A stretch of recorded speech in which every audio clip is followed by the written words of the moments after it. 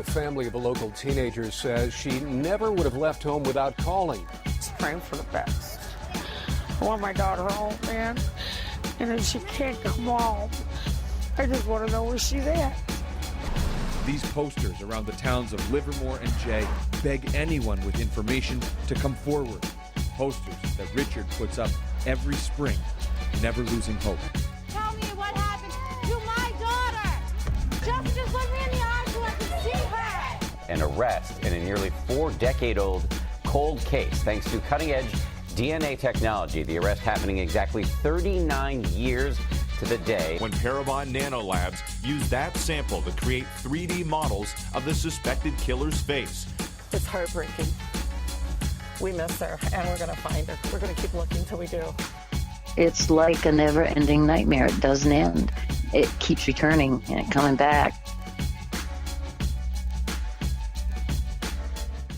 What if I told you Caribou police found the body of a man inside of a burned-down home? What if I said upon further investigation, the police realized this is not a tragic accident, but a homicide? What if I told you, even though an extensive investigation has been done, police are no closer to solving his murder? What if I said his daughter believes she knows who killed him, and she thinks it may be family? Welcome back to Season 2, Episode 2, Justice for Kenneth Zernicke. Tonight, we speak to Kenneth's daughter, Jess Zernicke Holmes, and her fight for the truth and to bring those responsible to justice. Hey Jess, how are you doing tonight? Good, how are you? Good, thank you for taking my call. Yeah, no, I'm glad I had the time to do this. So why don't you start off with introducing yourself, then talk about your dad. All right, my name is Jessica Zernicke Holmes. My dad was Kenneth Zernicke, and he, I'm sorry. That's all right, take your time. He was born on Loring Air Force Base on October 1st, 1956, and he had a brother growing up. I lived with his mother. He was basically the man of the house. He grew up really fast. He had to grow up really fast and take care of his family. He bought his house that he lived in until the day he died when he was 18. Oh, wow. So yeah, he had some drive then. Yep, for $7,000. If it's only that cheap nowadays, huh? Yeah, I saw the deed and I lost it. I was just in hysterics. Like, there's no way that could be that cheap. And but no, he worked really hard to get to where he was. Later in life, he actually found out that he had another brother that ended up living right down the road from him. They went to school together, they became friends, and then found out they were brothers. Oh my gosh. Yep. That's a unique situation, I think. It really is. Unfortunately, my grandmother did not feel like, or she didn't have the means to take care of 3 children, and she made the hard decision to put him up for adoption, and somebody around the area happened to adopt him. So was she aware that he lived right down the street? I don't think that. No, none of them knew until they actually. Jeff, the middle one, he picked Joe up one night on the side of the road and said, "Hey, I live right down here." They started talking to the parents, and found out, like, yeah, he was adopted, and confirmation comes down the line, and they found out he was there the whole time. Wow, that's crazy. Joe is currently in the military still. Mm-hmm. He a lot of his stuff, he still stays at home, but he goes on different field missions. And I think his last tour was, I want to say 5 or 6 years ago, something like that. But Joe ended up being a really, really big part of my dad's life after they found out. That's really awesome. It's good. It's good they were able to find each other. Oh yeah, definitely. To the point where he would take, my dad would take his son ice fishing with him. They'd go hunting, all that stuff together. Everything my dad loved to do. Yeah, let's talk about your dad. I see he's a big sportsman. He liked to hunt and fish. What else can you tell me about him? He loved the outdoors so much that his email was fur trapper. He was a very skilled man too. I remember we would sit in his he had like this meat room where he would keep all of his game, all of his fishing lures and all that. We would actually sit there, make our own fishing lures. We would make jewelry out of them too. And he taught me how to, it's going to sound ridiculous because I've never even shot a bow, but he taught me how to use one. But he was very proud of what he did and bringing in the game that he could. Yeah, so are you an only child? With him. Yeah, I was his only kid. My mom has 2 boys, 10 and 12 years older than me. Oh, okay. But they, my mom's not originally from Maine. And when my mom had met my dad, she had already had the boys, and he basically took them in when they were together. Good. So he sounds like a good man. He was a very good man. I wish I had a chance to have met him. Even now, I'm finding people, after all this time, by chance, meeting people by chance that knew him. And people down here, like, it's crazy to run into a girl my age whose mother grew up with him. And she just happened to recognize my last name. So now this took place in Caribou. Do you live in Caribou? I do not. I live in the Augusta area. Is your dad's house still there? Yes. So it didn't completely burn down or anything? Nope. I did actually find out that it is not as badly damaged as we originally thought, as far as the fire goes. Everything is completely restructurable. Like, I can go and rebuild. So who has the home now? Is that still in the family? It's mine. It's your house? Yep. But is anyone living there now? Or is it uninhabitable at the moment? Yeah, it is. Unfortunately, it is not suited to live in right now. And it's taken this time, really just holding on to it, paying the property taxes to really decide what I wanted to do with it. Right. Oh, that's understandable. Yeah, it's taken some time to kind of go through the motions of, I don't want to see anybody else living there, but I also can't be that far away from the rest of my family. And so we've kind of given a heads up to the listeners as to what the story may be about. So why don't you go ahead and start the story? Tell us about what your dad did for work, maybe, who his friends were, type of thing, and then go into that night if you remember anything. Yeah, I know that he drove for the Irving Potato Company up there. He drove the truck for them for years and years. He worked for Irving's for as long as I can remember. So he would help them with the potato harvest every year, and he was a very routine person. He was up by 6 o'clock every morning and ready to go. I remember waking up and he'd be like, "All right, let's go. We're going to Walmart." And I'm like, it's 6:30 a.m. What are you doing? And as a child, you appreciated that, I'm sure. Oh yeah, I mean, especially because I would, just get whatever you want. He was that type of, you want it, grab it. So he normally when he got home, he would get on his Facebook because he was a very lively social butterfly on there. He loved interacting with people on Facebook, and ended up cooking his dinner. And at that point, between 6 and 10, there's no confirmation of what had happened. The timeline that we know is a pickup truck drove in to the shared driveway with my dad's property, the cemetery, and then the caretakers for the cemetery's property. One person got out, which was a normal thing for people just to go visit him and stuff, so the neighbors didn't think anything of it. Now, was that a male or a female? They didn't know. They couldn't see. It was dark. So they had just noticed that somebody had gotten out of the passenger side, went in. They heard a few loud things, which isn't unheard of there. It sounded like bangs. Which is, again, in Caribou, it's not that unheard of. But then they heard the glass shattering, and when the wife went to the window, she saw flames rolling out. And they called 911. I got the confirmation around 6:37 that night. The confirmation of just that the house was on fire. That was it.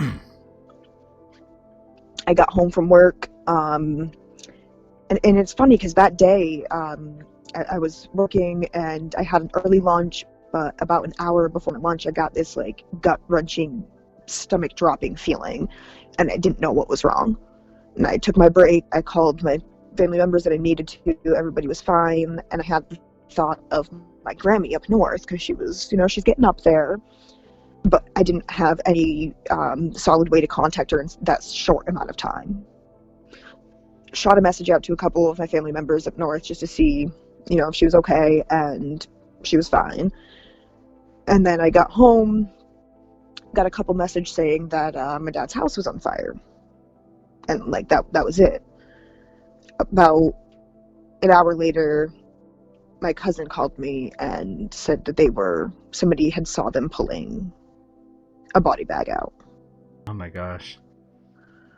And at that point, I didn't want to believe it, but there was only one person. And like, I guess I was just in a shock of this isn't happening until the investigators called me. Now, what did they say to you? He introduced himself. He said that the Caribou Police Department was no longer on the case, and this was that night, and that they would contact me with more information, and they didn't give me a call back until 2 days later. And that's when the autopsy report came back, and it confirmed it was a homicide.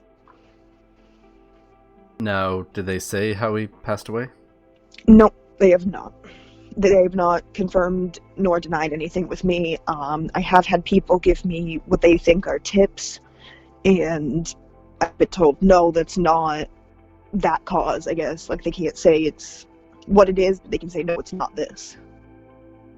Okay, so it's kind of like a guessing game then. Yeah, kind of. And, I mean, I had a person come up to me, a close family member, or friend of the family, that told me a friend of his said that they knew what gun killed him and where it was, and what caliber it was. Now, did you pass that on to the state police? Immediately. Is that who's investigating this, state police, or is it? It's the main state investigators, the detective team, based out of Holton. Now, who's the detective in charge of the case?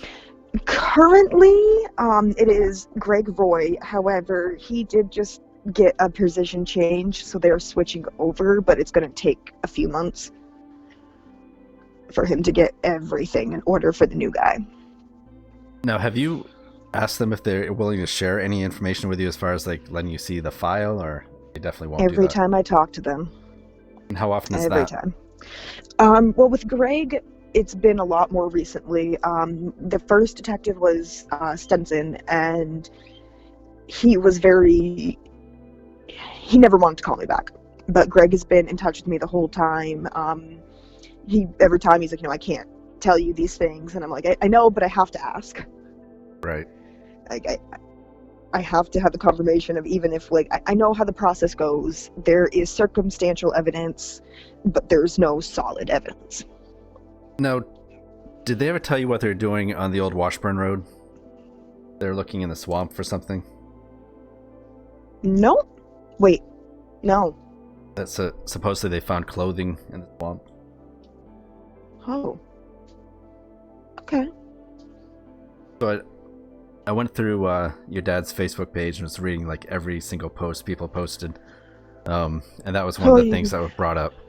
More strength than I got. I can't do that. There was somebody that lived like a mile down the road that said they were there for about 5 hours. But that was the November after his murder. There was also another homicide. Who was that? I want to say that one was a drug-related homicide, as in, like, somebody gave someone a lethal amount and then just left them, if I recall correctly. But then I know that there's been a few things up there, like with the Bobby Nightingale thing. Mm-hmm.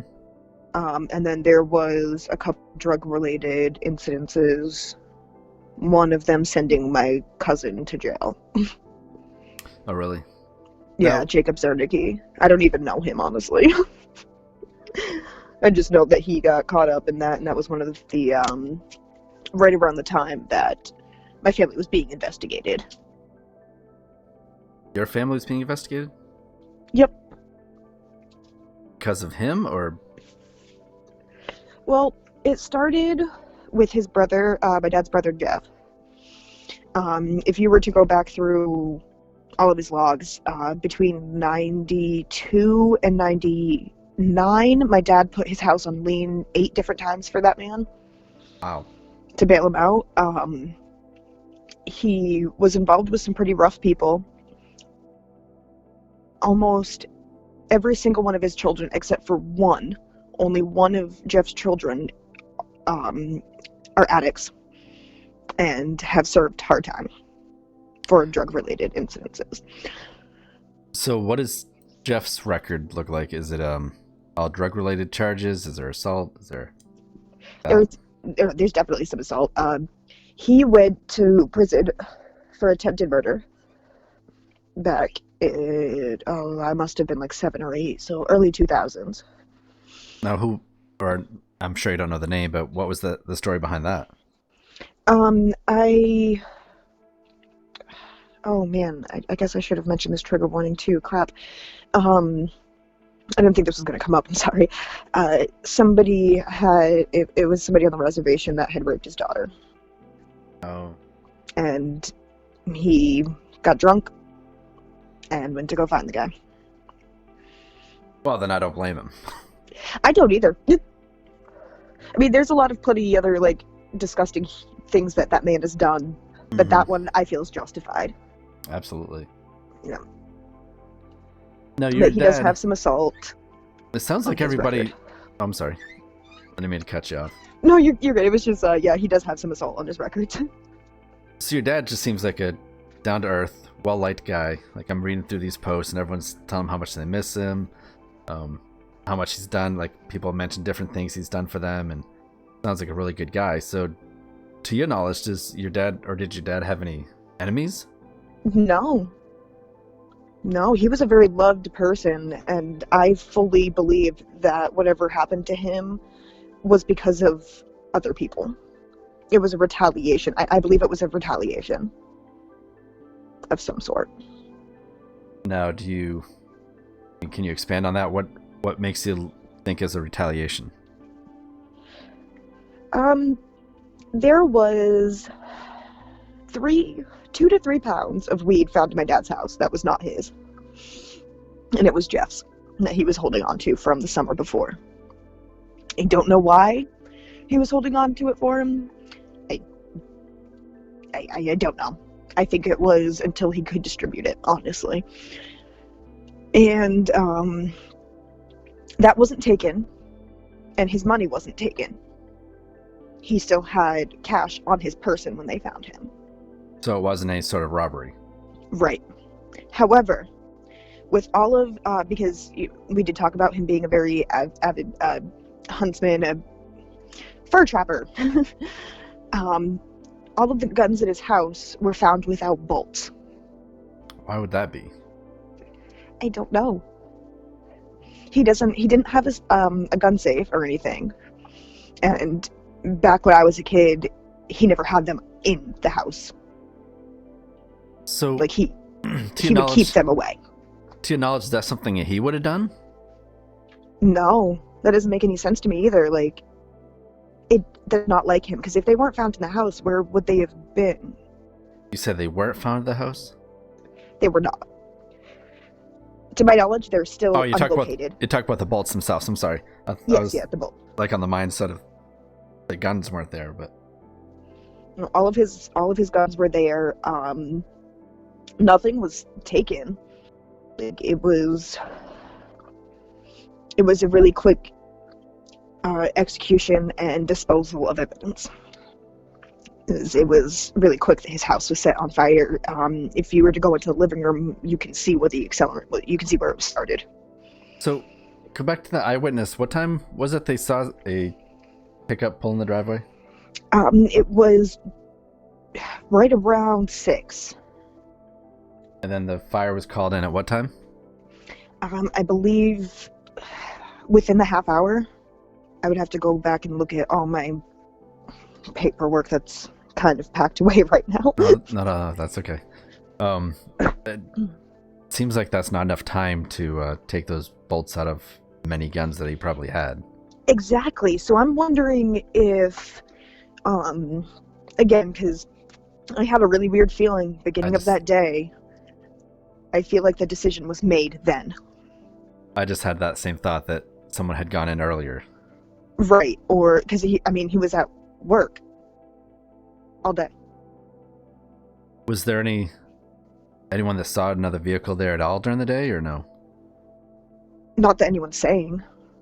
If they have, if any neighbors or anybody's seen it, they haven't come forward. And there's, unfortunately, the cameras at sleepers don't get that area. Now, you had mentioned that a witness heard gunshots possibly before the fire? Yeah. Now, did they say how many shots were fired, or? No, I haven't talked to the neighbor. Every time I'm up there, they're not. This is what is being told to me from, this is what was told to me when I went to go pick up my dad's belongings at the Caribou Police Department. So they told you a shot? They didn't confirm it, because the autopsy, they haven't. As soon as that night the main state investigators got there, they took it over. But they were just telling me what the 911 call entailed. Do you have a copy of that 911 call? Transcripts? I do not. They won't give it to me. They won't give anything to me. So that's not something they're willing to release? No. The cop that I talked to that day, I have the paperwork from when I signed off on everything. I cannot remember his name, but he was very open about it. I'm sure that Caribou hasn't had a lot of murder investigations to deal with. Not any like this. Not any that go this long.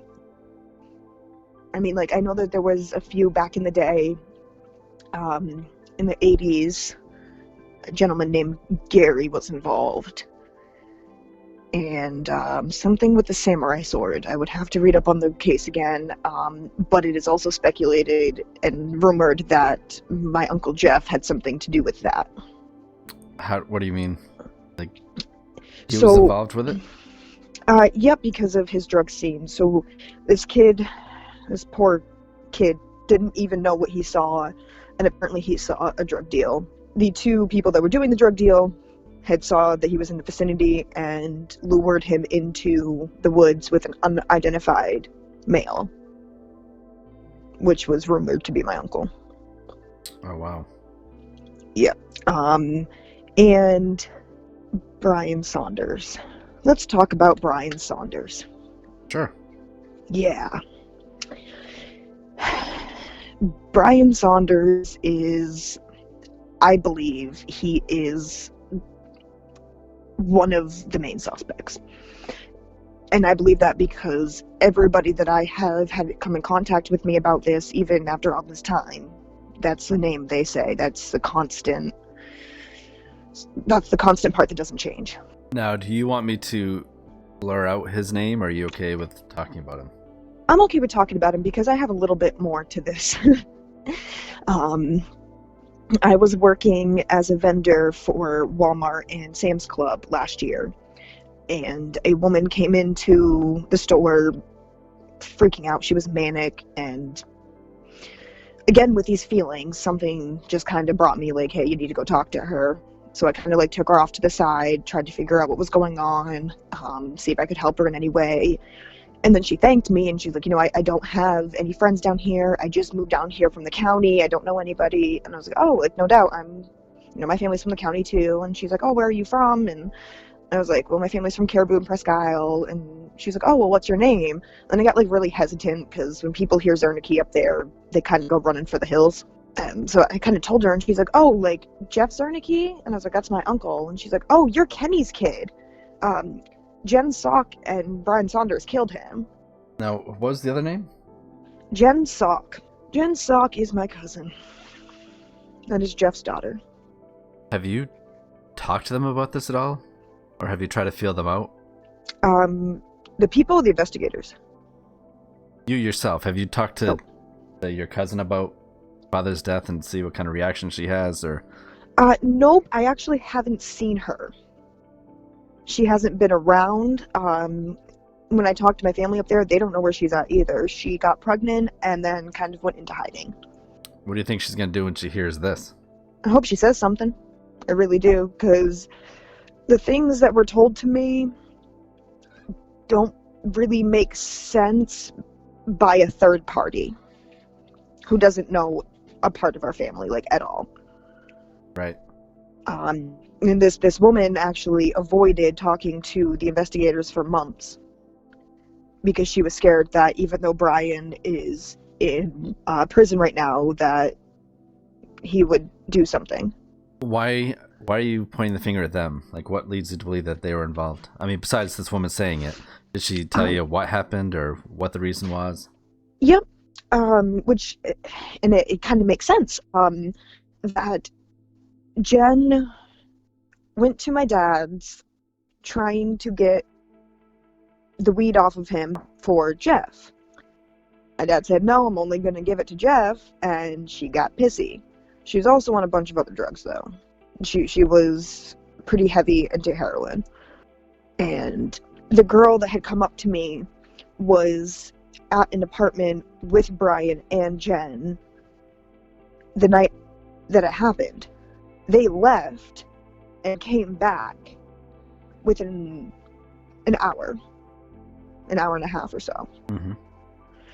And they were getting drunk. I guess they were already intoxicated before they left. Came back, and she had asked him where they went, and he said, we just went to go kill Ken. He said that? Yeah. They took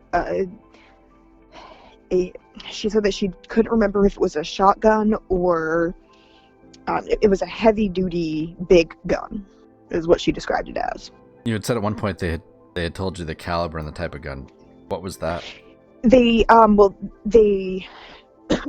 sorry, I got informed of what could have been like a tip, and it was a .22 caliber pistol or whatever, and I told that to them. They're like, well, I can confirm that it's not a .22 caliber.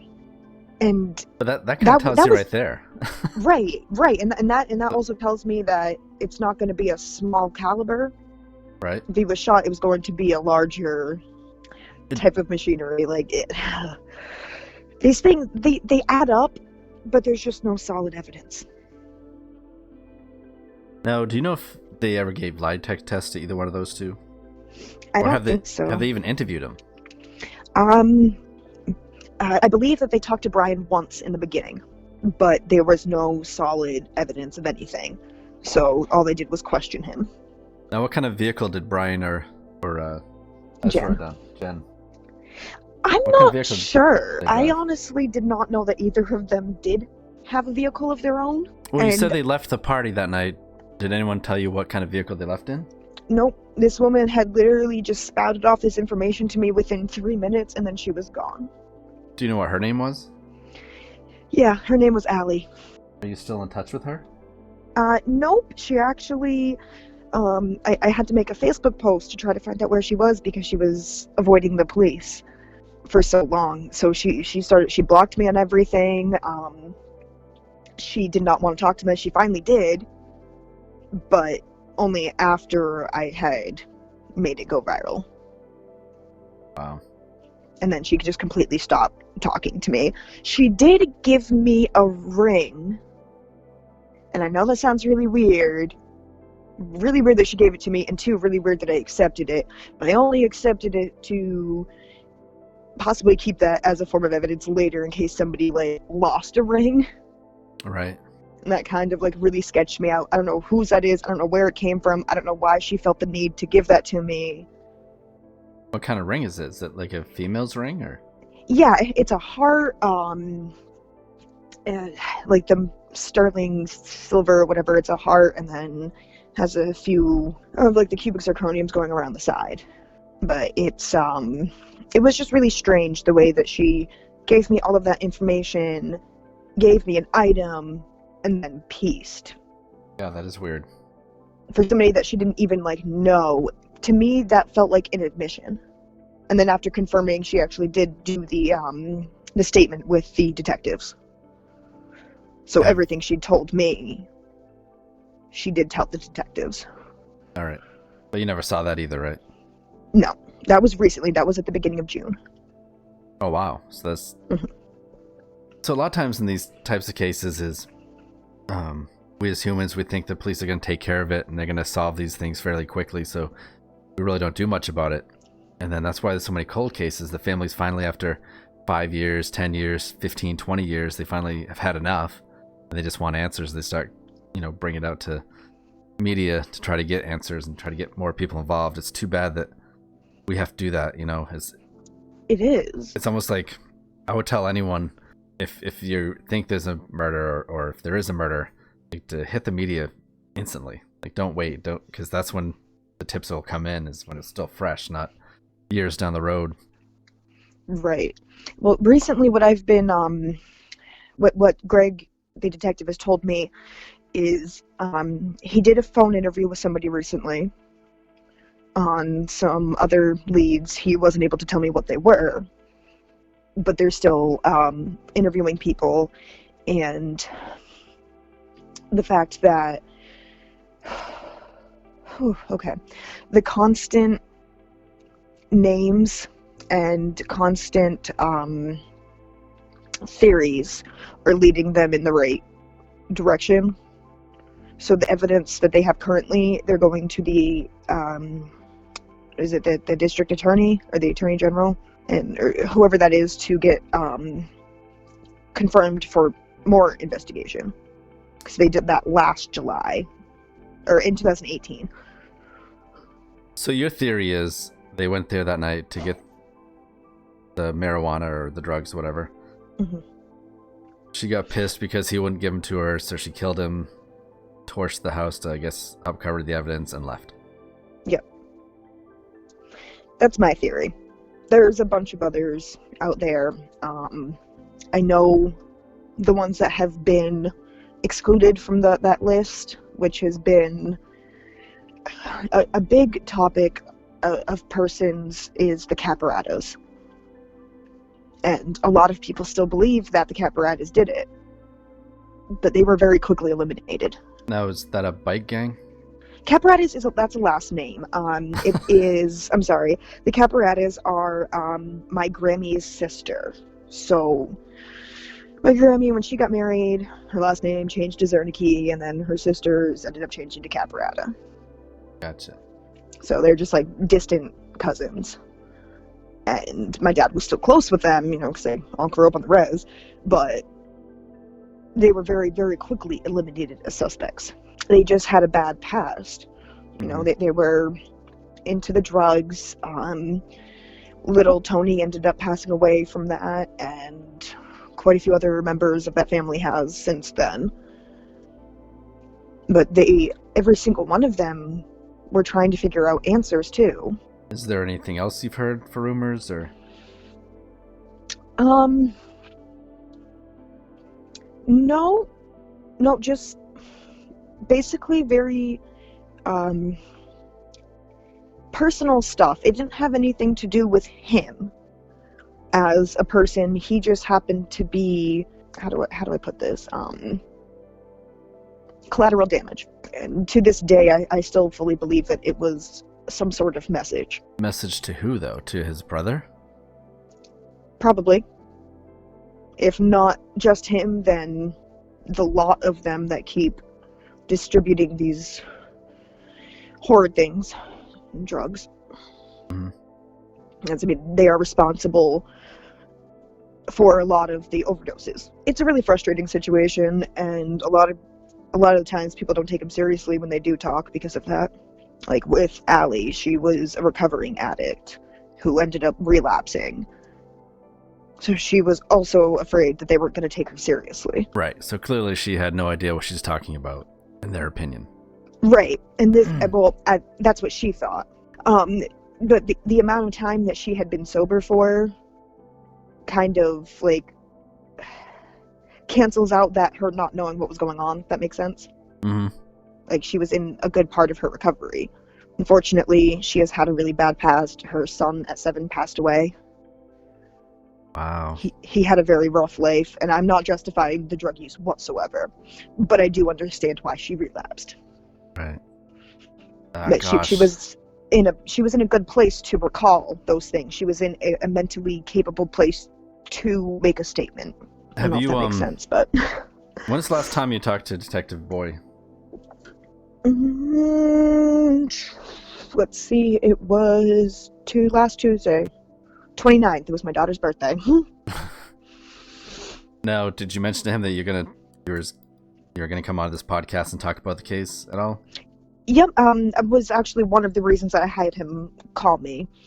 Was I wanted to, because I did have a woman introduce herself from the Fox 22 news, and she wanted to do the story, which ran on the 1st. So yeah, I just kind of wanted to talk to him because I was contacted by Portland last October when Brian got arrested because they thought it was for my dad's murder.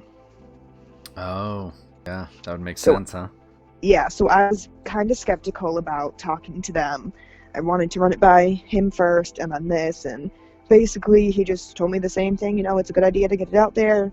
You don't know anything that's not public information, so can't really get in trouble for anything that I don't know. Right. And like, I had asked him, like, can I talk about what I think happened? And he's like, well, how else are you gonna get it out there? So if you could say something to whoever it was that killed your father, what would you say? I would ask him why. Why did they choose him? And I know it's really selfish to say that, because if it wasn't him, who would have been somebody else? But I just want to know why. And just to have the person have the common, just human respect to own up to what you did. We all make mistakes, and as adults, we should learn how to own up to those. And even if it's something this bad, like, your conscience isn't going to rest, your soul isn't going to rest unless you confess these things and make peace with that. Right. Now, it's one thing if you're the gutless bastard that actually did it, to not want to say anything, but plenty of other people know the truth.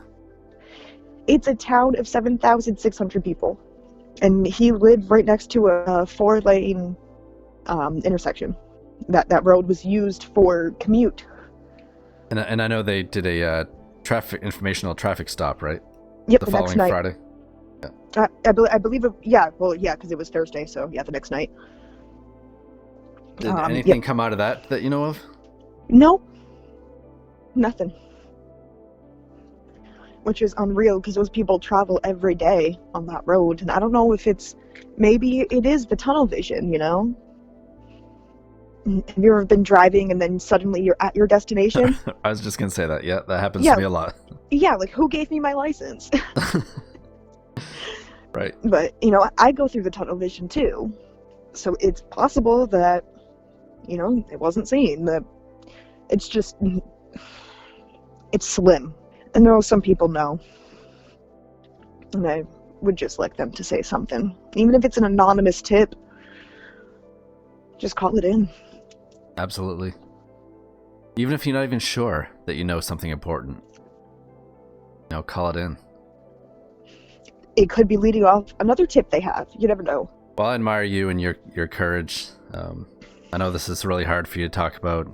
I really appreciate you talking to me tonight about it. I really appreciate you doing this. Yeah, absolutely. I'm sorry.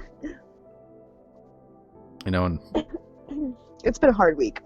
Yeah, and what's hard for me is the fact that, you lost your dad at such a young age. How old were you at the time?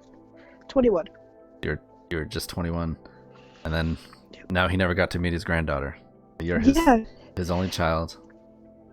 And I would love for him just to see how much like me she is.